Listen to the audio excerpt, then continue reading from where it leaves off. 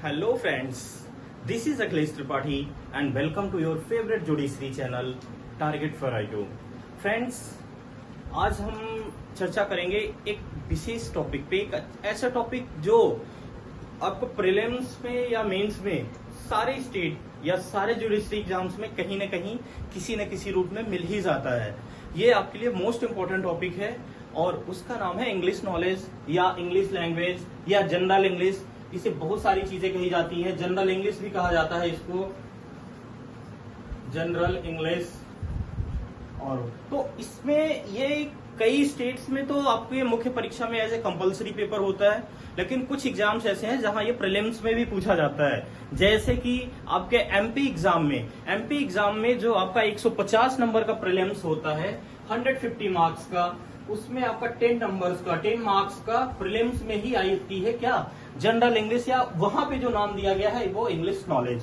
तो English knowledge भी, और स्पेशली जुडिशरी के छात्रों के लिए जिन्हें इतने सारे लॉज पढ़ने हैं, जीएस जीके पढ़ना है, स्टेट स्पेशल पढ़ना है, स्टेट के जो माइनर लॉज हैं वो सब पढ़ना है, उनके लिए एक बड़ा चैलेंजिंग टास्क होता है कि इसको कैसे तैयार करें, क्या तैयार करें, और जुडिशरी के लिए क्या तैयार करें। सबसे बड़ी प्रॉब्लम यही होती है कि ज्यादातर जो ये इंग्लिश होती है वो आप मान लीजिए, अगर जैसे आप सिविल एग्जाम्स है उसमें जो कंपलसरी पेपर है उसका लेवल अलग होता है, उसका ट्रेंड अलग है। जो आपके वनडे एग्जाम्स है, जैसे एसएससी की तैयारी कर रहे हैं आप लोग या फिर आप बैंकिंग की तैयारी कर रहे हैं, उसके लिए इसके सिलेबस का क्राइटेरिया एकदम अलग होता है।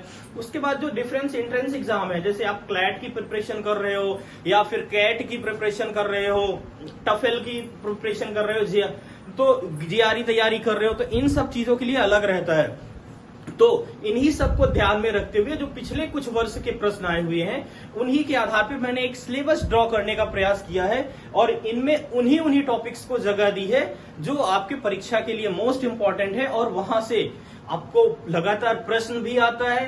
तो आपका वो पेपर तो तैयार ही होता है, उसके साथ साथ जब आप मेंस में आंसर राइटिंग करते हैं उसके लिए भी ये आपका एक तरह से वरदान होता है। आपके लिए ये मोस्ट इंपॉर्टेंट होता है, क्योंकि जब तक आपकी अच्छी राइटिंग नहीं डेवलप हो जाती है, इंग्लिश राइटिंग में जो बेसिक्स होता है, कैसे ग्रामर का यूज किया जाता है, कैसे कंजक्शन का यूज किया जाता है, या कैसे आपके जो ए एंड दी आर्टिकल्स होते हैं उनको यूज करना है, कहाँ पे आपने एक्टिव वॉइस यूज करना है, कहाँ पे आपने पैसिव वॉइस यूज करना है, उन सब चीजों की, प्लस इसके साथ साथ जो लीगल वर्ड्स हैं, लीगल फ्रेज हैं, लीगल मैगजिम्स हैं, उनको यूज करना, ये आपका एक तरह से मेंस राइटिंग में एक शानदार केक हो जाता है। जब कहा नहीं जाता है सोने पे सुहागा, तो निश्चित तौर पे अगर आप इन सारे एटिकेट्स जो इंग्लिश लैंग्वेज के हैं वो फॉलो करते हैं, उनका यूज करते हैं, तो आपका मार्क्स ऑटोमेटिकली बढ़ जाता है।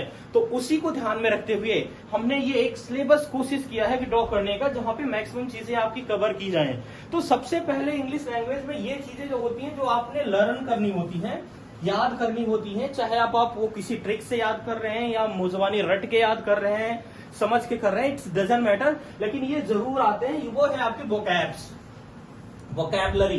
वोकैबलरी पहला सेंस होता है, पहला टॉपिक जहां से प्रश्न आना ही आना होता है। इसमें आपने सिनोनिम्स देखना होता है। सिनोनिम्स मतलब समानार्थी शब्द, या हिंदी ग्रामर में जिसे पर्यायवाची शब्द कहा जाता है वो होता है आपका सिनोनिम्स। फिर आपका एंटोनिम्स आता है, यानी कि विलोम शब्द। वन वर्ड सब्स्टिट्यूशन आता है, मतलब एक शब्द जो है अनेक शब्दों के लिए एक शब्द। कंफ्यूज्ड वर्ड, कई वर्ड जो दो एक तरह से होते हैं, किसी की कुछ मीनिंग किसी की कुछ मीनिंग, तो उनका यूज करके कभी कभी आपका करेक्शन में पूछ लेते हैं, कभी कभी फिल इन द ब्लैंक्स में पूछ लेते हैं। देन आपके इडियम्स एंड फ्रेजेस आते हैं, इनसे रिलेटेड भी प्रश्न आता है। तो ये आपका पार्ट 1 होता है इंग्लिश लैंग्वेज में, जहां पे चीजें आपने ज्यादातर याद करनी है या रिकॉल करनी होती हैं।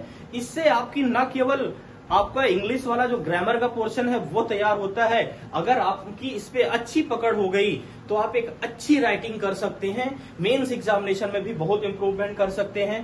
प्रीलिम्स में जहां जहां यहाँ पे है, अगर आप जैसे एमपी का देख लीजिए तो एमपी का जो 10 प्रश्न आता है वहां से लगभग ये 25 से 30% प्रश्न आपका यहीं से आ जाएगा, इन्हीं टॉपिक से, मतलब 25 to 30% प्रश्न यहाँ पे आता है इस पार्ट से एमपी जुडिशरी में। फिर आपका शुरू होता है पार्ट 2, और पार्ट 2 में बेसिकली आपके बेसिक ग्रामर्स होते हैं जो आपको एज ए लॉ स्टूडेंट जानना ही चाहिए। वो क्या होता है? ग्रामर। सबसे पहले ग्रामर, ग्रामर का कैसे यूज किया गया है इंग्लिश में, इंग्लिश का ग्रामर क्या, व्याकरण क्या होता है, उसमें सबसे पहले जो वर्ड्स दिए गए हैं आपके वाइबल्स हैं, कॉन्स्टेंट हैं, ये कौन कौन से वर्ड कैसा, तो वर्ड के बारे में। फिर वर्ड के बाद में आपको वर्ड से जो बनता है सेंटेंस, तो हम सेंटेंसेस के बारे में पढ़ते हैं।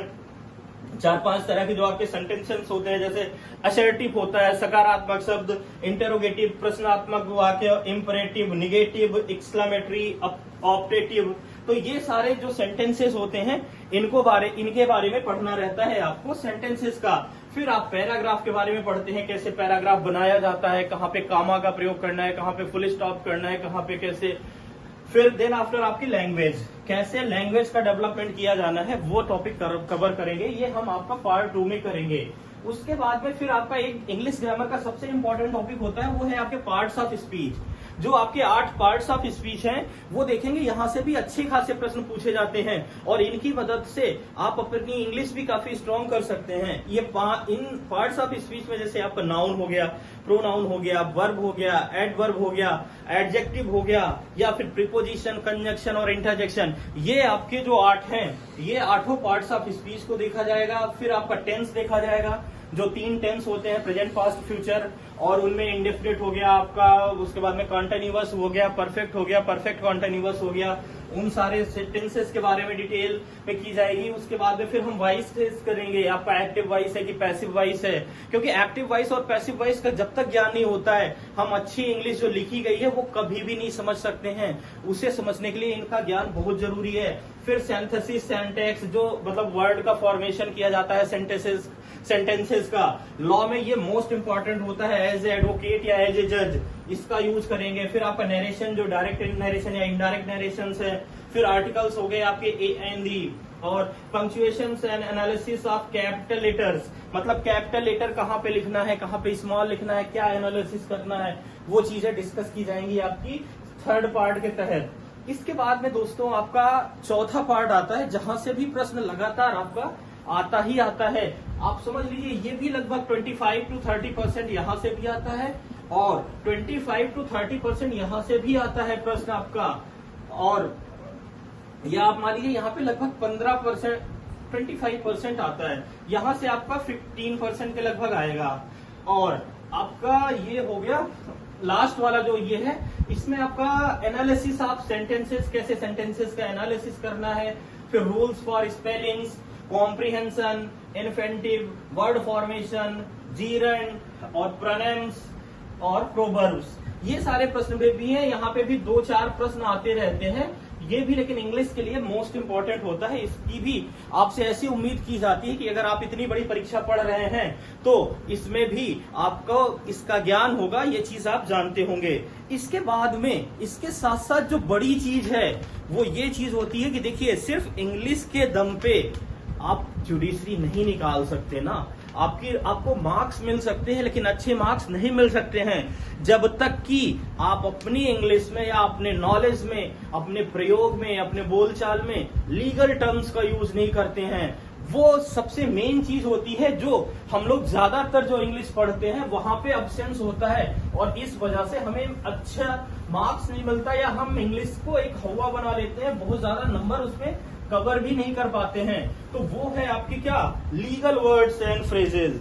हमें सबसे ज्यादा मोस्ट इंपॉर्टेंट ये देखना है कि हमें जो लीगल वर्ड और फ्रेजेज हैं उनकी मीनिंग्स, उनका यूज करना चाहिए, वो पता होना चाहिए। आपका लीगल वर्ड्स एंड फ्रेजेज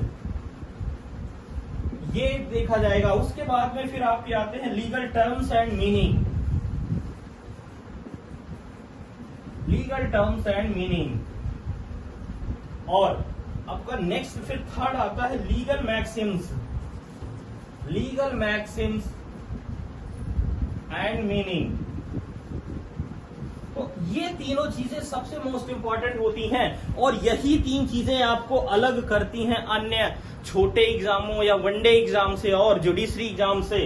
जब तक आप इंग्लिश लैंग्वेज के तहत इनकी मीनिंग नहीं समझ सकते, इनकी डिटेलिंग नहीं जानते हैं, तब तक आप एक अच्छी इंग्लिश ना तो बोल सकते हैं जुडिशरी के लिए, ना अच्छी इंग्लिश लिख सकते हैं। और ना अपने एग्जाम में अच्छे मार्क्स को प्राप्त कर सकते हैं, अचीव कर सकते हैं। तो दोस्तों ये आपका टोटल इंग्लिश लैंग्वेज का सिलेबस है जो मैंने एमपी को ध्यान में रखते हुए ड्रॉ किया है। एमपी जुडिशरी के लिए, एमपी सीजे, एमपी सिविल जज का जो एग्जाम है उसके लिए, और ये 10 नंबर का आता है। तो ये आपका कंप्लीट सिलेबस है जो आपको टारगेट फॉर आईक्यू के द्वारा जो बैच स्टार्ट हो रहा है आपका एमपी जुडिशरी का 26 तारीख से, 26 जून से आपका बैच स्टार्ट हो रहा है, उसमें कराया जाएगा। लगातार आपको डेली क्लासेस दी जाएंगी। ये क्लासेस आपको लाइव क्लासेस रहेंगी, रिकॉर्डेड क्लासेस मिलेंगी, प्लस इसमें आपको जो है लाइव जो है जूम ऐप या और ऐप पे जो है लाइव आपके डाउट क्लियर किए जाएंगे, प्लस आपको इसमें पीडीएफ नोट्स दिया जाएगा, आपको माइंड मैप दिए जाएंगे, चार्ट्स दिए जाएंगे। उसके साथ साथ आपको प्रीवियस ईयर क्वेश्चंस मतलब पीवाईक्यूज, एमसीक्यूज दिए जाएंगे, मॉक टेस्ट भी दिया जाएगा। सारी चीजें मतलब एक कंप्लीट पैकेज जो होता है एक स्टडी के लिए रिक्वायर, वो सारा दिया जाएगा। ये बैच 26 जून से स्टार्ट हो रहा है। तो अगर आप लोग इसकी तैयारी करना चाहते हैं या आपको इंग्लिश को लेके थोड़ा सा भी भय है, थोड़ा सा भी डर है, तो इस पूरे सिलेबस के माध्यम से आपका कुछ भी नहीं छूटेगा। 100% इंग्लिश का सिलेबस कवर करवा दिया जाएगा। और अगर आप थोड़ा सी ईमानदारी से भी पढ़ लेते हैं तो इस लायक बना दिया जाएगा कि फिर इंग्लिश को लेके आपके मन में किसी भी तरह का भय या डर या शंका नहीं रहेगी। तो आप में से जो साथी इस कोर्स के लिए इंटरेस्टेड हैं वो हमारे ऑफिस के दिए गए नंबर 7500110314 इस नंबर पे संपर्क कर सकते हैं और अपना एनरोलमेंट करा सकते हैं। एडमिशन स्टार्ट हो गया है। मंडे यानी कि 26 जून से क्लासेस स्टार्ट हो रही हैं। तो ये पूरी चीजें आपको वहां पे करवाई जाएंगी, जिसमें ये चीजें आपकी जो लीगल वर्ड्स, फ्रेजेस हैं, सारी लीगल मैक्सिम्स हैं, जो डिफरेंट लॉज में कही गई हैं, लीगल टर्म्स हैं, इन सबको भी प्रॉपर वे में करवाया जाएगा। तो इस तरह से आप इंग्लिश लैंग्वेज की तैयारी के लिए आप हमारे टारगेट फॉर आईक्यू को ज्वाइन कर सकते हैं। बाकी इस वीडियो में इतना ही। हम मिलते हैं किसी नए वीडियो में किसी नए टॉपिक के साथ। तब तक के लिए आप सबसे मैं विदा लेना चाहूंगा। Thank you very much. मिलते हैं इन द जल्दी ही फ्यूचर में। Thank you.